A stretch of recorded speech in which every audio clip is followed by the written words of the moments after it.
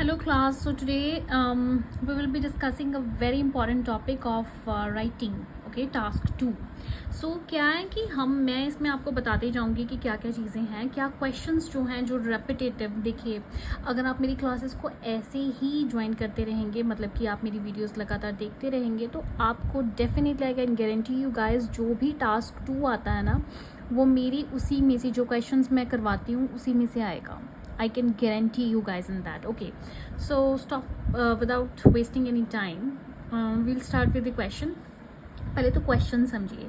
बहुत सारे बच्चे मिस्टेक क्या करते हैं कि वो डिमांड ऑफ द क्वेश्चन ही नहीं समझ पाते. सो इसमें बोल कह रहे हैं, people often believe that great musicians are born. लोग अक्सर ये मानते हैं, लोगों का मानना अक्सर ये है कि ग्रेट म्यूजिशियंस हैं कि वो जन्म लेते हैं, नॉट मेड. मतलब कि वो बाय बर्थ आर बॉर्न, मतलब क्या कि वो बाय बर्थ ही उनमें वो कैपेबिलिटी होती है, और एंड नॉट मेड मतलब कि वो ज़िंदगी में नहीं वो बनते. They are just like born with those abilities. Do you agree that we are born with much of our ability?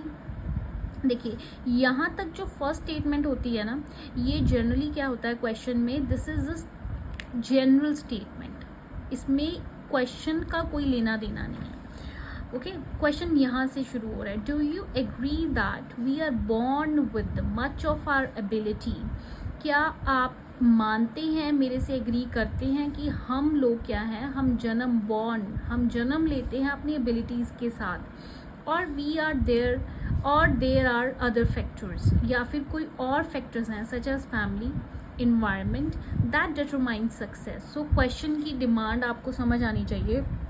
Question पूछ रहा है आपको कि लोगों का अक्सर मानना होता है कि जो ग्रेट म्यूजिशियंस है या फिर कुछ भी है, कोई भी बड़े लोग हैं, ठीक है, कुछ बन चुके हैं अपनी लाइफ में, सक्सेसफुल हो चुके हैं, दे आर बॉर्न विद दो स्किल्स, कि जन्म से ही उनके पास वो स्किल्स होती हैं. वो ये नहीं है कि वो उन्होंने कुछ अपने आप के ऊपर मेहनत की है. वही पूछ रहा है आपको, कहता कि आप भी मानते हो we are born with much of ability, हमारे जन्म से ही हमारे में वो एबिलिटी होती है, या फिर क्या है हमारे अदर फैक्टर्स हैं, जैसे कि फैमिली में से कोई चीज़ आना, या फिर कैसे सराउंडिंग में रह रहे हैं, एनवायरनमेंट, जो हमारा सक्सेस है उसे डिटरमाइन करता है. ओके, क्वेश्चन समझ आ गया.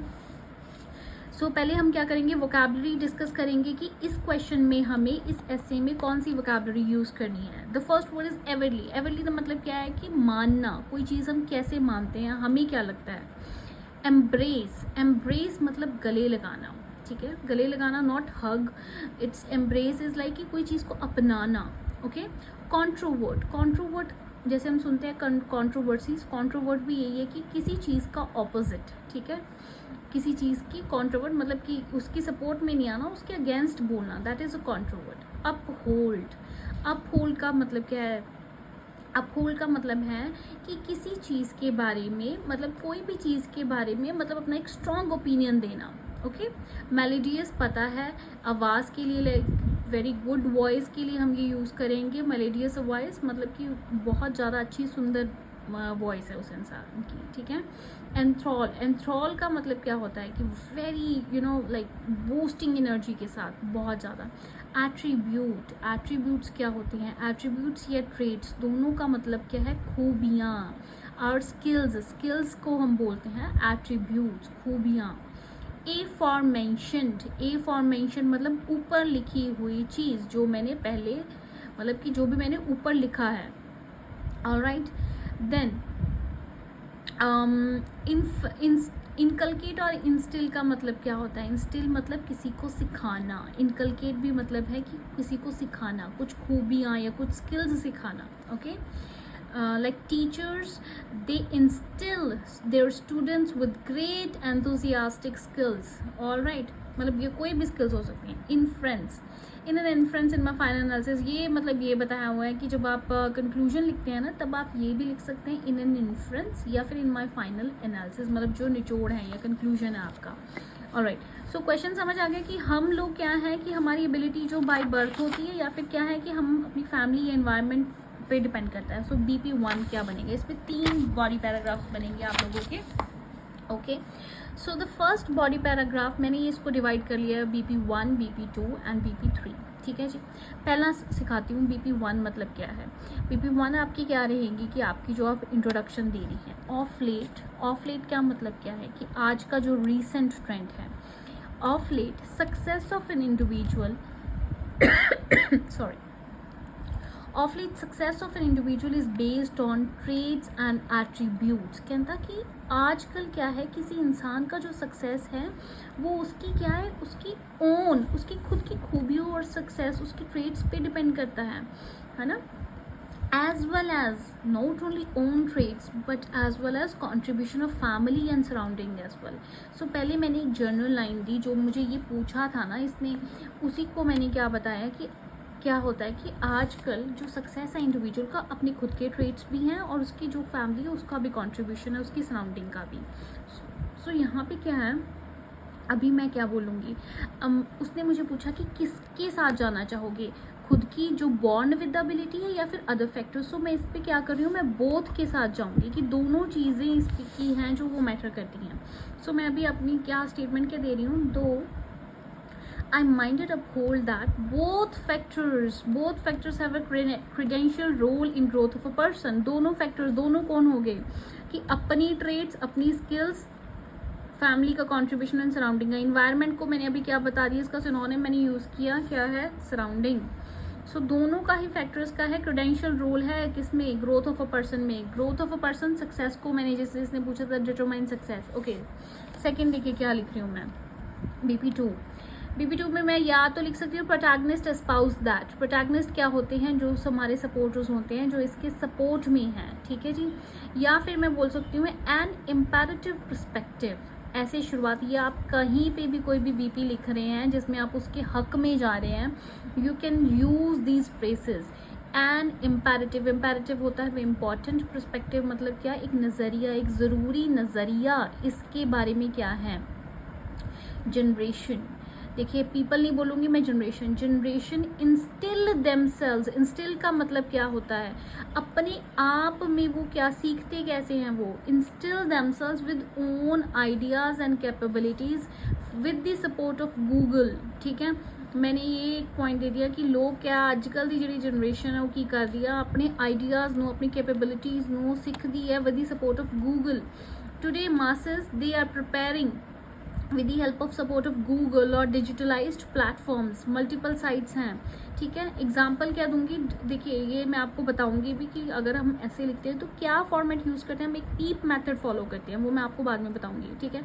जब आप एक पॉइंट दे रहे हैं तो आपको उसकी एक एग्जाम्पल देनी ही पड़ेगी अगर आप अच्छे बैंड चाहते हैं. टू कोट एन इंस्टेंस मतलब कि मैं एक एग्जाम्पल दूँ तो मल्टीपल साइट्स सच एज, कोई भी जैसे आपको पता ही है कि क्या क्या साइट्स हैं, यूट्यूब हो गया, गूगल हो गया, या फिर बहुत सारी जो टीचिंग प्लेटफॉर्म्स ऑल्सो है ना. दे improve vocabulary and knowledge which helps in building conventional or technical traits, and students are getting linked with these kind of multiple sites in order to build their conventional and technical traits. Okay जी, so example भी बता दी, multiple sites के आप नाम भी बता सकते हो. BP3 पे आइए. फिर जैसे मैंने आपको इधर एक बताया था इम्पेरेटिव पर्सपेक्टिव, मतलब कि मेरा एक इम्पॉर्टेंट नज़रिया है. अगला जो मैं बॉडी पैराग्राफ शुरू करूँगी उसमें मैं लिख सकती हूँ व्हाट इज़ मोर. ठीक है, व्हाट इज़ मोर एक अच्छा फ्रेज है जो आप लोग भी यूज़ कर सकते हैं.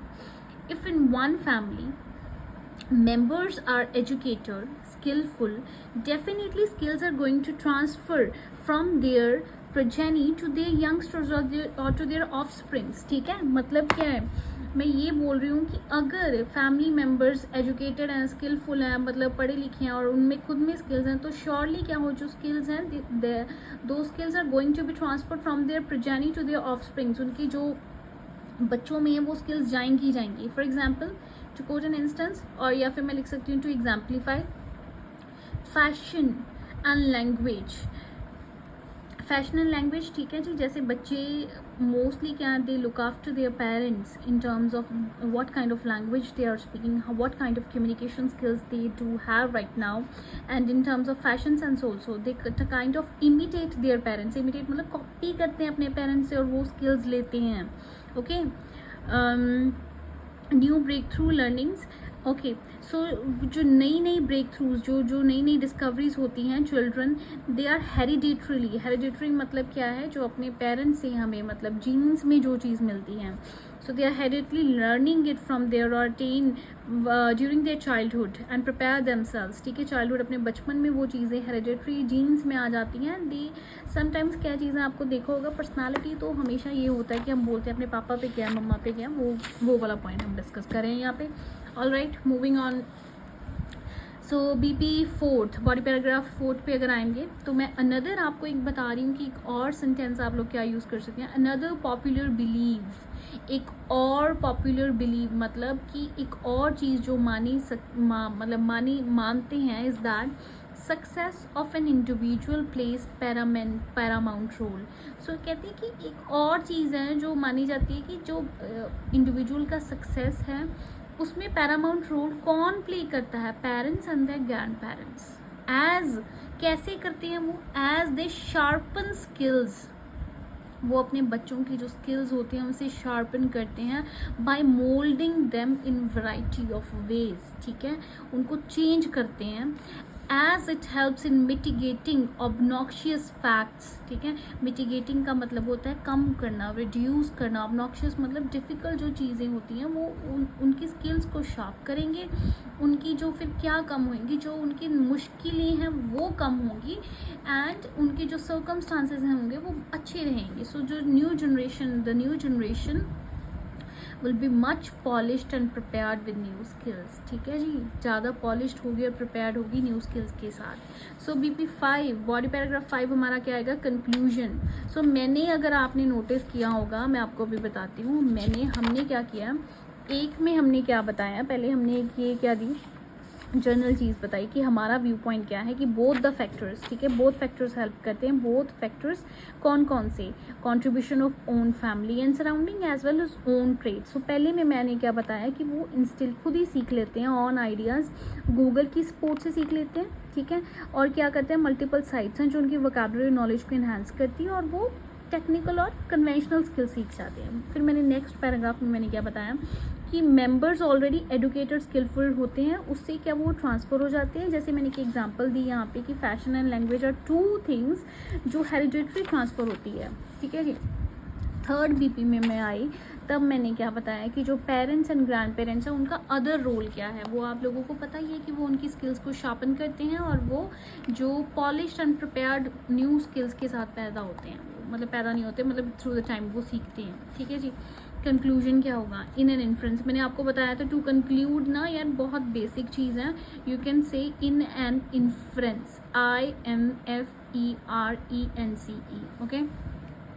Despite sometimes own ability of child shake of. कहता है कि क्या चीज़ है कि चाहे कभी कभी बंदे की जो बच्चे की जो अपनी एबिलिटी है वो कई बार शेक ऑफ भी मतलब हिल जाती है, but it is again revived. चाहे वो उसके पैर लड़खड़ाएं बट वो अगेन रिवाइव मतलब दोबारा से उस चीज़ को पा लेते हैं विद फैमिली. यस, अपने पेरेंट्स के साथ वो चीज़ दोबारा पा लेते हैं. And the place in which he और she comes across have inevitable role in growth of anyone. Very good conclusion guys. देखिए क्या मैंने बोला इसमें, चाहे कई बार देखिए कि कई बार क्या होता है कि बच्चे खुद चाहे किसी चीज़ में वीक पड़ जाएं या फिर उनकी कोई एबिलिटी है वो शेक ऑफ हो जाए, बट जो पेरेंट्स होते हैं उनको हमेशा रास्ता दिखाते हैं. Those skills are always revived with the family and the place जहाँ से वो बच्चा आता है हैव इनएविटेबल रोल. इनएविटेबल मतलब कि जो चीज़ होके रहती है. ठीक है, इनएविटेबल मतलब जिसको टाल नहीं सकते हम. सो उसमें इनएविटेबल रोल होता है उसका ग्रोथ ऑफ एनीवन. जैसे ही वो फैमिली से आएगा वैसा उसका वो जो मतलब जो सराउंडिंग्स होंगी वो वैसा ही सीखेगा. सो मैंने दोनों एस्पेक्ट्स, क्योंकि I have gone with the both things, so इसमें मैंने दोनों चीज़ों को कंटिन्यू करेगा. अपनी एबिलिटी भी है बट फैमिली जो है वो हमेशा साथ देती है और जहाँ से बच्चा आता है उसके इनएविटेबल रोल है इन growth of anyone. Okay, so this was all about task 2. If you have any queries, do let me know in comment section. All right, I'll meet you in my next video. Thank you so much.